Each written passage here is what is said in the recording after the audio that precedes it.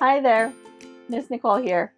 Today we're going to be reading Queen of the Hanukkah Dosas by Pamela Ehrenberg with pictures by Anjar Sarkar.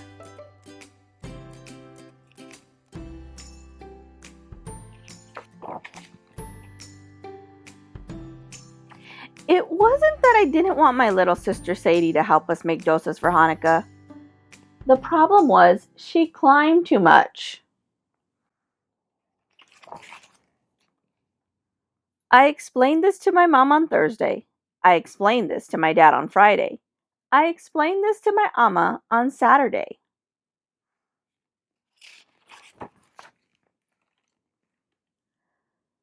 By Sunday, Hanukkah was almost here. When my family picked me up from Hebrew school, my mom smiled the whole way to Little India Market. I'm pretty sure I've never seen anyone from Hebrew school at the Indian market, and I'm almost positive I've never seen anyone from the market dropping off kids at Hebrew school. But I'm absolutely 100% confident I've never seen anyone from either place climb as much as Sadie does. Couldn't she have stayed home? I asked. But nobody answered. We scooped up 3 kinds of dal from the bulk food bins. I had just placed a sack of rice in our cart when I heard Sadie yell, "Up, up!" I turned around in time to see her climb up a pyramid of coconut milk. Cans rolled everywhere. "Come down, Sadie," said Amma. But Sadie didn't move. The little kids at Hebrew school had been practicing the dreidel song, and I guess the tune was stuck in my head. Without thinking about it, I started to sing very softly. I had a little dosa, I made it out of dal. A big grin spread across Sadie's face, and amazingly, she climbed down.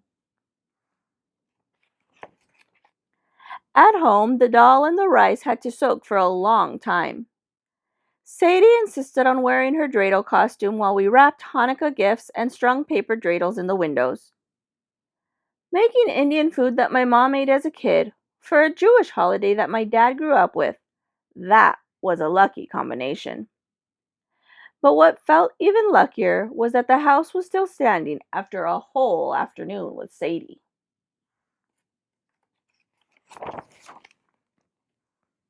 When the rice and dal were ready, we pulverized them in the grinder.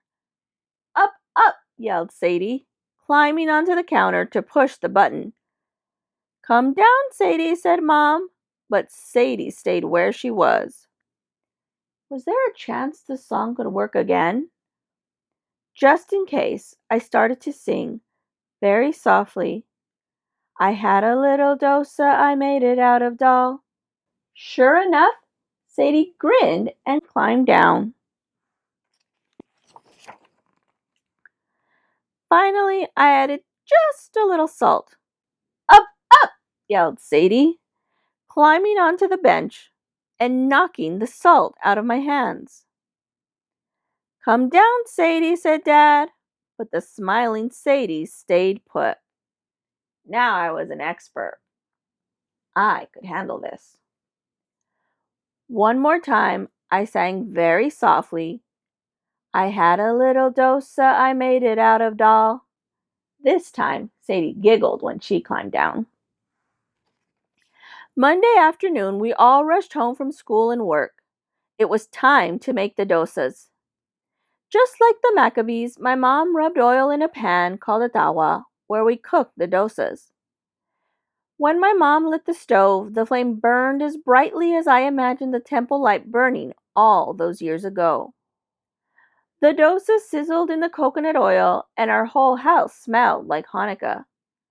Amma turned off the stove, put the last batch of dosas in the still warm oven, and went upstairs for a nap.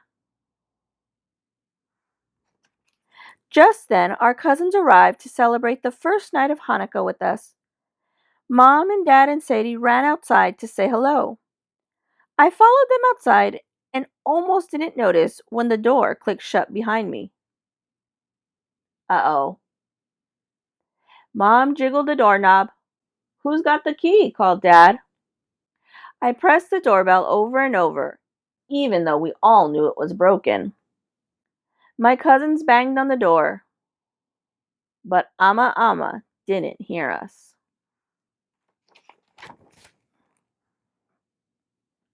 Up, up, yelled Sadie. We ignored her and stared at the doorknob. I imagined the bowls of sambar on the dining room table, ready for us to dip our dosas into. I could even smell the dosas through the kitchen window, which Ama had opened to let out the heat. Up, up, Sadie yelled again. This time we looked at her. I was too big to fit through the window, but without her dreidel costume, Sadie had a chance. Quicker than rolling cans of coconut milk, I helped Sadie out of her costume. Speedier than soaring lentils, Dad boosted her up to the window, and faster than flying fenugreek, Sadie climbed inside, with Mom holding her legs. She landed on the kitchen table and waved at us. "Let us in, Sadie," said my cousins. "Or at least wake up your grandma," said my aunt. But Sadie stayed where she was. Would my trick work again with an audience this big? I was ready to try. I started the song. I had a little dosa, I made it out of doll. But this time, Sadie didn't climb down. Instead, she grinned and clapped her hands and kept looking at me, waiting for more.